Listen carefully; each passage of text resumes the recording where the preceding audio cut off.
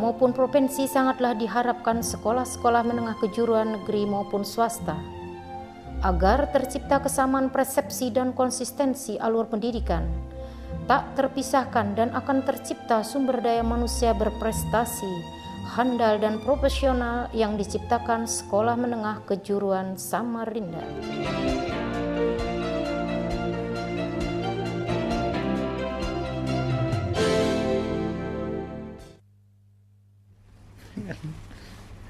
Ya, saudara pemirsa, itulah tadi visualisasi mengenai tema yang kita angkat untuk Halo Samarinda sore hari ini, yaitu SMK negeri dan swasta yang terus intensif meningkatkan mutu pendidikan di Kota Samarinda. Baik, saya ingin langsung ke Pak Harimurti nih, Pak. Kita melihat perkembangan sekolah menengah kejuruan baik negeri maupun swasta di Kota Samarinda khususnya begitu berkembang, dan juga antusiasme warga masyarakat yang menyekolahkan anak mereka juga di SMK ini makin besar begitu, Pak.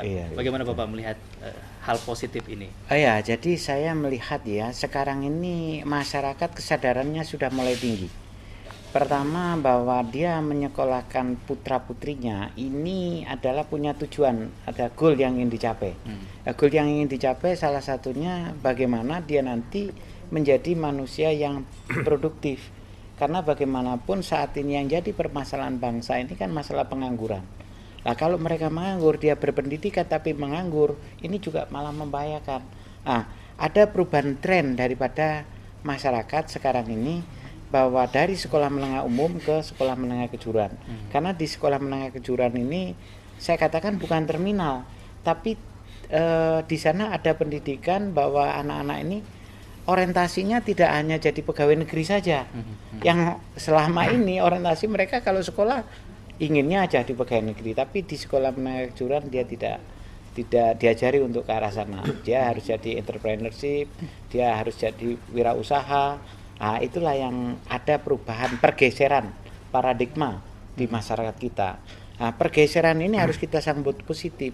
Maka dari itu kita juga berharap nanti kebijakan kita, terutama untuk sekolah menengah kejuruan, ini juga harus kita tingkatkan. Ya, Pak Sarono selaku anggota legislatif juga, bagaimana melihat perubahan paradigma masyarakat kita ini, Pak? Iya. Yang makin banyak memilih SMK begitu, Pak, ya, sampai banyak calon siswa yang harus ditolak begitu. Iya. Pada prinsipnya begini, yang namanya pemerintahan, orientasi ujung dari pelayanan masyarakat ada dua. Yang pertama pelayanan prima, yang kedua peningkatan kesejahteraan. Kalau kita bicara pelayanan prima, berarti kita harus tahu kebutuhan masyarakat itu apa. Yang kedua, lalu mengambil langkah bagaimana mensejahterakan mereka. Kalau kita berinisiatif untuk berproyeksi masa depan, maka investasi di pendidikan adalah investasi jangka panjang. Guru, siswa, sarana pendidikan ini harus dikedepankan. Jadi yang pertama, peningkatan kualitas mutu pendidikan ini berorientasi pada peningkatan kesejahteraan, karena output dari pendidikan berkualitas adalah sumber daya manusia yang berkualitas. Mereka akan siap pakai di lapangan. Pemerintah pusat juga harus memberikan daya dukung secara proporsional. Kalau bicara pemerintah daerah bersama DPRD, tentu saja kami berkewenangan untuk memberikan daya dukung tentang kebijakan dan penganggaran sesuai dengan kemampuan daerah. Tetapi ini tidak terlepas dari program pendidikan nasional. Dengan Bapak siapa, Pak? Pak BK, Pak. Bapak? BK di Samarinda. Pak BK. Ya, baik, silakan Bapak. Untuk Bapak Kepala SMK Muhammadiyah 3.